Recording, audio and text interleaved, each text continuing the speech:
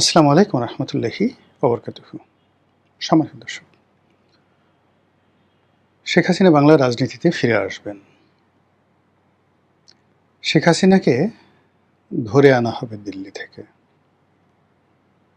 অথবা বাংলাদেশের সঙ্গে ভারতের যে বন্দি বিনিময় চুক্তি রয়েছে সেই চুক্তির অধীন তাকে দিল্লি সরকার ভয়ে বাংলাদেশকে প্রত্যার্পণ করতে বাধ্য হবে, অথবা শেখ হাসিনার বয়স হয়ে গেছে, বেশি দিন বাঁচবে না, ক্যান্সার হয়ে গেছে, যে কোনো সময় তিনি মরে যেতে পারেন, অথবা তিনি আসলে খুবই অসুস্থ, হাসপাতালে ভর্তি আছেন। এআই দিয়ে মূলত তার কণ্ঠ বানিয়ে মূলত নেতাকর্মীদেরকে চাঙ্গা রাখার চেষ্টা করা হচ্ছে।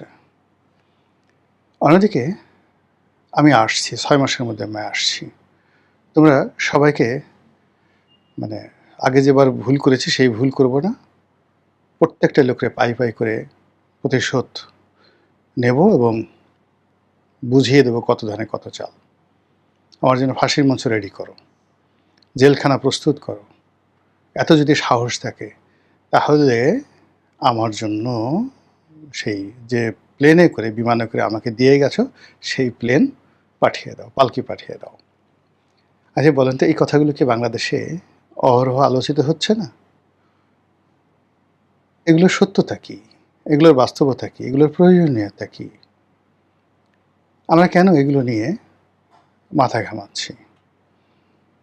এই যে বারবার আমরা শেখ হাসিনার কথা আলোচনা করছি, এটা কি আমাদের বিনোদন, মানে আমাদের ভালো লাগে? এটা কি সেই যেমন রূপবানের গল্প, আরব্য রজনীর গল্প, শাহানামার গল্প, সুরাব রুস্তুমের গল্প, এরকম পালা গান বা এরকম পুঁথি কিংবা এরকম গীতি কবিতা, শেখ হাসিনা কি আমাদের সেই গীতি কবিতা যেগুলো আমাদের না শুনলে ভালো লাগে না, আমরা এর মধ্যে বিনোদন পাই? শেখ হাসিনা কি কারবালার কোনো কাহিনী, উপাখ্যান, নাকি মহাভারতের কোনো মহাকাব্য, নাকি রামায়ণের কোনো মহাকাব্য, ইলিয়াড ওডিসির মতো কোনো কাহিনী, নাকি শাহনামা, ফেরদৌসী শাহনামার কোনো কাহিনী? শেখ হাসিনা কি পাবলো পিকাসোর কোনো ছবি, দ্য গুয়ার্নিকা, অথবা ভ্যান গগের কোনো ছবি, কিংবা শেখ হাসিনা কি পটে আঁকা সেই লিওনার্দো দা ভিঞ্চির মোনালিসা, যে আমরা তাকে দেখছি, আমরা তাকে আলোচনা করছি, আমরা তাকে নিয়ে চলচ্চিত্র বানানোর চিন্তা ভাবনা করছি, তার ছবি আঁকছি, তাকে গালি দিচ্ছি, তাকে ভালোবাসছি এবং যে যার মতো করে তাকে প্রণতি দিচ্ছি? কারণটা কি? এটা কি ভয় থেকে নাকি ভালোবাসা থেকে? নিঃসন্দেহে কিছু না কিছু আছে। আদারওয়াইজ তো কেউ তো আমাকে নিয়ে আলোচনা করছে না, কেউ তো আপনাকে নিয়ে আলোচনা করছে না। বাংলাদেশে কয়েকদিন সেই তারেক রহমান সাহেবের বিড়াল জেবুকে নিয়ে খুব আলোচনা হলো, বাদ। এখন জেবু কোথায় আছে উই ডোন্ট নো। কয়েকদিন জায়মা রহমানকে নিয়ে খুব আলোচনা হলো, এখন কোনো আলোচনা নেই। মিসেস তারেক রহমান সাহেবকে নিয়ে আলোচনা হলো, এখন আলোচনা নেই। প্রধানমন্ত্রী ডেইলি বিভিন্ন কর্মকাণ্ড করতেন, তিনি খাল কাটতে যেতেন, মানুষ দেখতো, এখন আর সেটা কেউ দেখছে না। তিনি প্লেনে যাচ্ছেন, কারো আগ্রহ নেই। তারপর তার সামনে এসে একজন সাহায্য চাইল, তারপর তিনি সেটা দিলেন। তারপর তিনি সেই অপহৃত মানুষকে উদ্ধার করে দিলেন 24 ঘন্টার নয়, 1 ঘন্টার মধ্যে। তো এই ঘটনাগুলো নিয়ে মানুষ 1 ঘন্টা 1.5 ঘন্টা আলাপ আলোচনা করেছে, কিন্তু এখন সেই আলাপ আলোচনা হচ্ছে না। বিএনপির মিডিয়া সেলের পক্ষ থেকে তারেক রহমান সাহেবের যে ফেসবুক পেজ রয়েছে, সব জায়গাতে প্রাণান্ত চেষ্টা করা হচ্ছে, কিন্তু কোনো সেই মানুষের দৃষ্টি আকর্ষণ করা যায় এরকম কোনো কথাই তৈরি হচ্ছে না। অবশেষে সেই যে আন্দালিব রহমান পার্থ, তাকে নিজের পাশে বসিয়ে তারেক রহমান সাহেব গাড়ি চালালেন বেল্ট পরা অবস্থায়। তারপর আবার পার্থ সেটাকে যাকে বলা হয় সেই করলেন, যাকে বলে সেলফি তুললেন, সেটা আবার তার ফেসবুকে দিলেন। এটার কোনো রাজনৈতিক কারণ বা এটার কোনো শুভ ফলাফল ডাজ নট ম্যাটার, এটা আলোচনায় আসার দরকার ছিল, কিন্তু আলোচনা হলো, কিন্তু সবই নেতিবাচক, সবই নেতিবাচক আলোচনা হলো। প্রধানমন্ত্রীর ভাবমূর্তি উজ্জ্বল হলো না, পার্থরও ভাবমূর্তি উজ্জ্বল হলো না, এবং মানুষ এটা নিয়ে কোনো আগ্রহ দেখাচ্ছে না। কোনোই আগ্রহ দেখাচ্ছে না। জাস্ট সামনে একটা জিনিস আসছে, এটাকে সরিয়ে দেওয়া, একটা গালি দেওয়া, একটা বাজে কথা বলা, এই পর্যন্তই। কিন্তু যখনই শেখ হাসিনার কোনো বক্তব্য আসছে, তার পক্ষ থেকে কোনো কথা আসছে, সঙ্গে সঙ্গে সেটা রেড অ্যালার্টের মতো হয়ে যাচ্ছে। মানুষ এটা নিয়ে ৩ দিন, ৪ দিন, ৫ দিন, ১ সপ্তাহ অ্যাটলিস্ট সেটাকে নিয়ে খুব ব্যস্ত থাকছে। তো তার সমপর্যায়ের ভাইরাল হওয়ার মতো কোনো কাহিনী, কোনো ফেজ বা কোনো কিছু এখন এই বাংলাদেশে দ্বিতীয়টি নেই। তো কাজেই এই শেখ হাসিনাকে নিয়ে আমরা ভিডিও তৈরি করি, আমরা কথা বলি। কথা বলি এই কারণে যে আপনারা সেটা শুনতে চান। আমি অন্য তারেক রহমান সাহেবকে নিয়ে কথা বলার চেষ্টা করেছি। তার সরকারের ইতিবাচক দিক বলার চেষ্টা করেছি। তার স্ত্রী সন্তানের মাহাত্ম্য বর্ণনা করার চেষ্টা করেছি। যেখানে এটা ১০,০০০ লোকও দেখে না। শেখ হাসিনাকে নিয়ে যখন আমি কোনো একটা ভিডিও করি, মুহূর্তের মধ্যে সেটা ১ লাখ লোক দেখে ফেলে, ২ লাখ লোক দেখে ফেলে, ১০ লাখ লোক দেখে ফেলে। ফেসবুকে কোটি কোটি মানুষ দেখে ফেলে। এখন বলেন তো, আমরা এই যে যারা সামাজিক মাধ্যমে কাজ করি, আমরা তো সবসময় চাইবো যে আমাদের শ্রমের মূল্য আমরা পাই, শ্রমের যে অ্যাক্রিডিটেশন সেটা আসে। তো সেটা শেখ হাসিনা আমাদের জন্য ভায়াবল, আওয়ামী লীগ আমাদের জন্য ভায়াবল। এজন্য মিডিয়াগুলো দেখেন, তারা কিন্তু কেউ ইচ্ছা করেই আওয়ামী লীগকে প্রমোট করছে না। শেখ হাসিনাকে প্রমোট করার কারো কোনো ইচ্ছে নেই, কিন্তু তাদেরকেও টিকে থাকতে হবে। তো সেই কারণে কি হচ্ছে, ঘুরে ফিরে এই কনটেন্টগুলো চলে আসছে। তো যেটা বলছিলাম যে শেখ হাসিনা যদি বাংলাদেশে আসেন, তিনি কিভাবে আসেন? তিনি কি ইচ্ছে করে জিদের বসে ওখান থেকে উড়ে আসতে পারবেন? Not like that. তিনি এখন ভারতের মেহমান। ভারত তাকে যদি বাংলাদেশের কাছে হস্তান্তর না করে, অথবা ভারত যদি তাকে বলে যে না, আপনি চলে যান এখান থেকে, যেখানে ইচ্ছা সেখানে চলে যান, দুনিয়ার কোথাও আশ্রয় দিল না, তিনি বাংলাদেশে এলেন। এসে তিনি এয়ারপোর্টে পুলিশের কাছে ধরা দিলেন। সারাটা পথ তাকে অপমান করে মানে তাকে গাড়িতে ওঠানো হলো, প্রিজন ভ্যানে ঢুকানো হলো, মানুষ ডিম মারছে, জুতা মারছে, লাঠি মারছে। তারপর তিনি জেলখানাতে গেলেন, যাওয়ার পরে তার জন্য ফাঁসি হয়ে আছে, এরপর তিনি ফাঁসিতে চড়লেন। তিনি কি এই জন্য এভাবে আসবেন? অথবা অন্যভাবে ভারত সরকার তাকে বাংলাদেশে এস্টাবলিশড করলো। এখন এই যে তার যে আগমন বা তিনি যে কথাগুলো বলছেন, এটা কি কেবলই কথার কথা, ভয় দেখানো? এটি আত্মতৃপ্তি নাকি আসলে কোনো ঘটনা? ইতিহাসে এরকম কোনো ঘটনা কি কখনো ঘটেছে যে একজন মানুষ ক্ষমতা ছেড়ে দিয়েছে বা একজন মানুষ ক্ষমতা থেকে তাকে উচ্ছেদ করা হয়েছে, গণ অভ্যুত্থান, গণ আন্দোলনের মধ্যে তিনি চলে গেছেন, তারপরে আবার তিনি ফেরত এসেছেন? এটা কি হয়েছে? হ্যাঁ, হয়েছে। নিকটতম দুনিয়াতে রেজা শাহ পাহলভী যখন ইরানে বিপ্লব হলো, সেই বিপ্লবের মাধ্যমে একটি সরকার, গণতান্ত্রিক একটি সরকার, মোসাদ্দেক, তিনি এলেন। একেবারে বাংলাদেশের সাথে হুবহু মিলে যাবে। এবং যখন গণ অভ্যুত্থান হলো, সেই গণ অভ্যুত্থানের সময় রেজা শাহ পাহলভী আমেরিকাতে চলে গেলেন। আমেরিকাতে চলে গেলেন শেখ হাসিনার মতো। এরপর গণ অভ্যুত্থানের পরে একটা নির্বাচন হলো। সেই নির্বাচিত সরকারকে আমেরিকা একটা কূ ঘটিয়ে দিল। মিলিটারি কূ ঘটে মোসাদ্দেককে ক্ষমতার থেকে আউট করে দিলেন। তারপর একটা পাল্টা কূ হলো। সেই পাল্টা কূয়ের পরে সেনাবাহিনীর লোকজন এয়ারপোর্টে সব দাঁড়িয়ে রইল, আর রেজা শাহ পাহলভী সেই ইরানে ফিরলেন এবং ৭৯ বিপ্লব পর্যন্ত তিনি ক্ষমতায় ছিলেন। বেশি দূর যাওয়া লাগবে না, ৫৩ থেকে ৭৯ পর্যন্ত। বাংলাদেশে যা ঘটেছে সেম ইরানে ঘটেছে। ২ নম্বর হলো যে এর বাইরে আরও কোনো গৌরবোজ্জ্বল ভূমিকা আছে কিনা। এটা তো গেল নেতিবাচক। ইতিবাচক কোনো দিক আছে কিনা ক্ষমতায় ফিরে আসার? অর্থাৎ যদি রেজা শাহ পাহলভীর মতো ফিরে আসেন, তাহলে আমেরিকা যে কাজটা করেছে, মোদি যদি ঠিক সেম কাজটা শেখ হাসিনার জন্য করেন, তাহলে বাংলাদেশেও সেই ১৯৫৩ সনের মতো ঘটনা যেটা তেহরানে ঘটেছিল, সেই ঘটনা এখানে ঘটা সম্ভব। আর দ্বিতীয়ত হলো যে যদি গ্লোরিয়াসলি কামব্যাক করা যায়, তাহলে এটা হতে পারে, এটা হতে পারে। সেটা হলো যে কখনো কখনো নিজের অবস্থান ব্যাখ্যা করার জন্য, নিজের গুরুত্ব বোঝানোর জন্য অনেক কিছু করা হয়। তো সেই ক্ষেত্রে আসলে যেভাবে কোটা বিরোধী আন্দোলন হলো এবং শেষের দিকে এসে মাত্র ৪-৫ দিন আগে পুরো পরিস্থিতি নিয়ন্ত্রণের বাইরে চলে গেল। তারপর শেখ হাসিনা নিরাপদে নিজের আত্মীয় স্বজন তাদেরকে বাংলাদেশ থেকে ভাগিয়ে দিলেন। তারপর নিজে চলে গেলেন।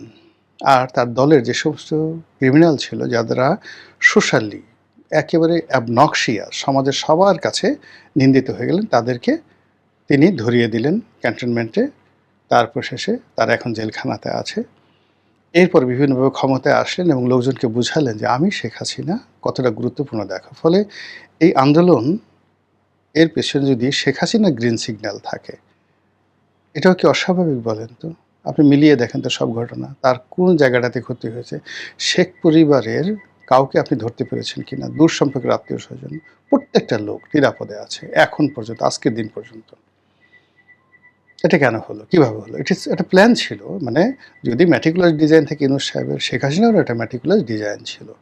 তো এরকম কোনো ঘটনা ইতিহাসে ঘটেছে? বলে হ্যাঁ, ঘটেছে। অটোমান সাম্রাজ্য যখন ওয়ান অফ দ্য গ্রেটেস্ট ফর্মে আছে এবং সেই মানে সাম্রাজ্যের বহু রাজা বাসা ছিলেন। আমরা তো সুলতান সুলেমানের নাম জানি।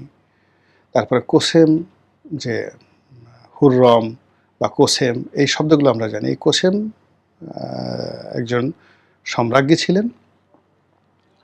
তো তার সন্তান, কোসেমের সন্তান সেই সম্রাট তৃতীয় মুরাদ।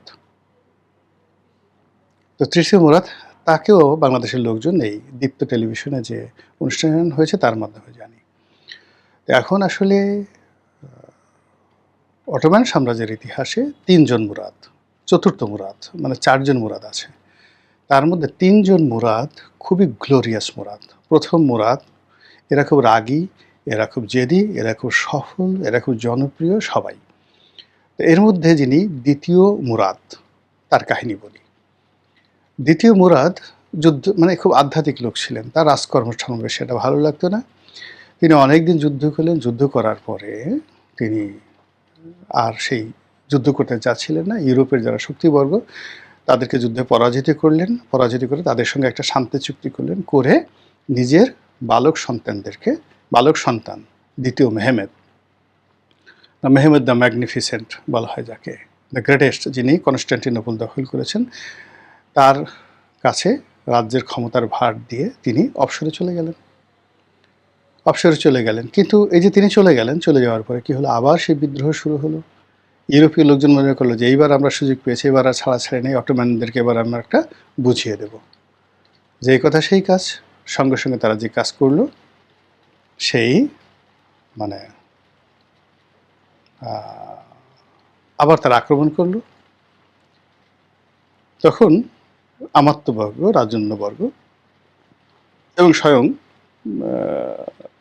খলিফা বা সুলতান মুরাদের সন্তান মেহমেদ, সে তার বাবার কাছে গেল যে আমি পারতেছি না, আপনি আসুন রাজ্য রক্ষা করুন। তিনি আবার ক্ষমতায় বসলেন। ১ বছর থাকলেন, সমস্ত যুদ্ধ জয়লাভ করলেন। আবার তিনি চলে গেলেন। আবার চলে যাওয়ার পরে ১ বছর ঠিক থাকলো। ১ বছর পর আবার গণ্ডগোল। ফলে আবার সবাই তার কাছে গেল। আবার তিনি ক্ষমতায় আসলেন, ক্ষমতায় বসলেন। এইবার তিনি ১.৫ বছর ক্ষমতায় থেকে পরে তিনি মারা গেলেন। তো এটাকে বলা হয় মানব জাতির ইতিহাসে সবচেয়ে গোল্ডেন, মানে রাজকীয় এবং স্বর্ণময় প্রত্যাবর্তন, যেটি হয়েছিল সুলতান দ্বিতীয় মুরাদের দ্বারা। এবং তিনি যে সুপুত্র, যাকে ২ বার তিনি ক্ষমতা হস্তান্তর করেছেন, তার সেই সুপুত্র তৃতীয়বার যখন ক্ষমতায় আসলেন, তিনি সেই সময়টাতে যে ইতিহাস রচনা করলেন, সেই ইতিহাস মানব জাতির ইতিহাসের কোর্স অফ অ্যাকশন পাল্টে দিল। পৃথিবীর সবচেয়ে সুরক্ষিত দুর্গ, সুরক্ষিত শহর এবং ৮০০ বছরের একটা ডাইনেস্টি, রোমান ডাইনেস্টি, সেই রোমান ডাইনেস্টির শেষ সিম্বল এবং দ্য প্রাইড অ্যান্ড প্রেস্টিজ, যেটা ৮০০ বছরে যে শহর কেউ দখল করতে পারেনি, এবং যে শহর দখল করবে মুসলমানরা, এবং যিনি দখল করবেন তার নামটি পর্যন্ত মোহাম্মদ রাসূলুল্লাহ সাল্লাল্লাহু আলাইহি ওয়াসাল্লাম বলে গেছেন যে নাম হবে আমার নামের নাম মোহাম্মদ। ঠিক সেই মেহমেদ, তিনি এই সুলতান মুরাদের পুত্র। তিনি সেটা মানে সেই কনস্টান্টিনোপল দখল করে ইতিহাস তৈরি করেছেন। তো সেই দিক থেকে শেখ হাসিনার প্রত্যাবর্তন কীভাবে হবে, বা শেখ হাসিনার উত্তরসূরি এখন যদি জয়কে আপনি ধরেন, জয়কে কেউ বলছে এই পাগল, অটিস্টিক, কিচ্ছু জানে না, কিন্তু নামটা তো জয়। জন্ম হয়েছে ৭১ সনে, মুক্তিযুদ্ধের সময়। মুক্তিযুদ্ধের স্মৃতিকে ধারণ করে, অর্থাৎ সে যখন পেটে ছিল তখন ঠাস ঠাস ঠাস ঠাস করে বুলেট ফুটছিল ঢাকা শহরে, মুক্তিযুদ্ধ চলছিল। তো সেই তার মাতৃগর্ভে সে যে শব্দ শুনেছে, বুলেট, বোমা, বন্দুকের শব্দ শুনেছে। আর সে যখন পৃথিবীতে এসছে, আসার পর সে কি দেখেছে? জয় দেখেছে, বিজয় দেখেছে, ৭১ দেখেছে। আবার তার যখন একেবারে এই যে সুলতান মেহমেদের মতো কৈশোর বয়স, ৫ বছর বয়স, ৬ বছর বয়স, তখন তার দাদা মারা গেছেন, নানা মারা গেছেন, দেশের বাইরে ছিন্ন বিচ্ছিন্ন হয়ে তিনি ঘুরেছেন। ফলে তাকে আপনি অটিস্টিক বলেন, যা কিছু বলেন, তার জীবনের যে অভিজ্ঞতা, তার যে এডুকেশন, তার যে পারিবারিক অবস্থা, তার যে কানেক্টিভিটি, এখন পর্যন্ত আপনি তুচ্ছ করতে পারেন, তাচ্ছিল্য করতে পারেন। Is there anybody Tarek Rahman সাহেবকে বলতে পারেন যে পৃথিবীর কোনো রাজপুত্র তার ক্লাসমেট? কোনো রাজপুত্র তার ক্লাসমেট? কিন্তু আপনি গিয়ে দেখেন তো ভুটানের বর্তমান রাজা সাথে জয়ের কি বন্ধুত্ব। ভুটানের রাজা শেখ হাসিনার পা ধরে সালাম করে এবং বাংলাদেশে জয়ের বন্ধু হিসেবে এসে গেছে। আচ্ছা, বিলাল ভুট্টো সাথে জয়ের যে সম্পর্ক, এটা কি আপনারা জানেন? জুলফিকার আলী ভুট্টো বিলাল ভুট্টোর সাথে তার যে কি সম্পর্ক, এটা কি আপনারা জানেন? কংগ্রেসের যে বর্তমান সাধারণ সম্পাদক রয়েছেন রাহুল গান্ধী, রাহুল গান্ধী যে জয়ের বন্ধু, আপনারা কি সেটা জানেন? হিনা রব্বানী খারজে তার বন্ধু, জয়ের বন্ধু, আপনারা কি সেটা জানেন? ফলে আপনি তাকে যতই মানে ঠাট্টা করেন, মস্কার করেন, আপনি গিয়ে দেখেন তো জয় যে পরিবারে বিয়ে করেছে বা জয় যেখানে থাকে সেই জায়গাতে ওই সিনেটর পরিবার, কেনেডি পরিবার, মানে সে যে অঙ্গরাজ্যে থাকে সেই রাজ্যের যে বারবার সিনেটর হচ্ছে তার সাথে জয়ের কেমন সম্পর্ক? সেই তুলনায় যে এলাকাতে জনাব তারেক রহমান সাহেব ছিলেন, সেই এলাকাতে তো একজন এমপি ছিলেন, ব্রিটিশ এমপি ছিলেন। সেই এলাকাতে একজন ব্রিটেনের আপার হাউজের লর্ডসভার একজন সদস্য ছিলেন। মানে ওই এলাকার এই দুজন কয়বার তারেক রহমান সাহেবের বাসায় আসছেন? আপনারা একটু যারা বিএনপি যারা লোকজন আছে বললেন তো যে ব্রিটিশ কোনো এমপি, ওই এলাকার এমপি তারেক রহমান সাহেবের সাথে দেখা করতে এসেছে, কোনো মন্ত্রী তারেক রহমান সাহেবের সঙ্গে দেখা করতে এসেছেন, আর জয়ের বাসায় বা জয়ের সাথে বিএনপির যারা আমেরিকার লোকজন আছে তারা গিয়ে দেখেন যে সেখানে প্রথম থেকে তার যে ওখানে যাদের সাথে তার বন্ধুত্ব, চলাফেরা, একসাথে বসে তারা আড্ডা মারে, এর মধ্যে কয়জন সিনেটর আছে, কয়জন কংগ্রেসম্যান আছে, কয়জন বিচারক আছে, কয়জন বিচারপতি আছে, আর কয়জন বুদ্ধিজীবী আছে, কয়জন সাংবাদিক আছে, একটু খোঁজ নিয়ে দেখেন। তো এই যে জিনিসগুলো আমরা অনেক সময় কাউকে তুচ্ছ তাচ্ছিল্য করার জন্য বলি, আরে কি বুঝে ঘোড়ার ডিম, ওর এটা আছে, ওটা আছে, ইত্যাদি ইত্যাদি। কিন্তু বাস্তবতা দেখেন, প্রকৃতি কিন্তু খেলে দেয়, পর্দার আড়ালে সব কিছু খেলে দেয়। তো শেখ হাসিনাকে নিয়ে যা কিছু হচ্ছে, এখানে আসলে প্রকৃতি আমাদেরকে নিয়ে কীভাবে খেলছে আমরা জানি না। মহান আল্লাহ আমাদের সবাইকে হেদায়েত দান করুন এবং হেফাজত করুন। আসসালামু আলাইকুম রহমতুল্লাহি ওয়া বারাকাতুহু।